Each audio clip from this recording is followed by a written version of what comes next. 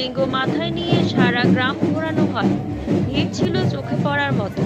নগর পরিক্রমার পর পুজো পাঠ শুরু হয়। এই অনুষ্ঠান চলবে আগামী 5 দিন ধরে। উপস্থিত ছিলেন মন্দির কমিটির সদস্যদের মধ্যে মকরচন্দ্র গোড়াই, সুধাময় ঘোষ, আনন্দ দাস, পরিতোষ গোড়াই, বাটুল বাউরি সহ অনেকেই।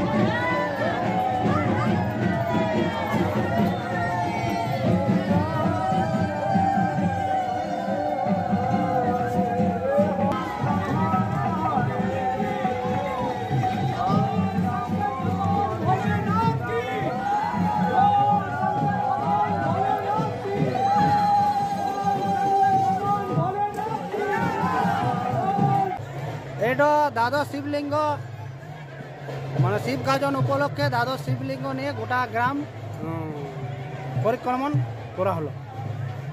কতজন ইয়েকে নিয়ে পরে করেছেন এটা? মোটামুটি 1500 লোক হবে। 1500 লোক।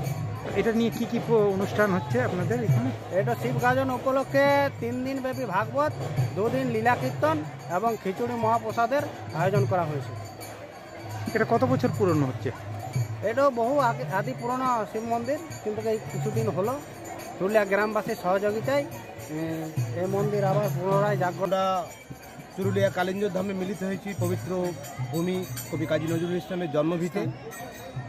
আমাদের আজকে দ্বাদশ জ্যোতির্লিঙ্গের পরিক্রমার মধ্য দিয়ে সারা চুরুলিয়া ব্যাপী আমরা প্রদক্ষিণ করেছি। আজকে সকালের দিকে আমাদের তাতে প্রশাসন, আমাদের মিডিয়া প্রত্যেকে আমাদেরকে সহযোগিতা করেছে। আমাদের যারা পুরুষ মহিলা নির্বিশেষে সবাই শিবলিঙ্গ মাথায় নিয়ে গোটা গ্রাম প্রদক্ষিণ করেছি।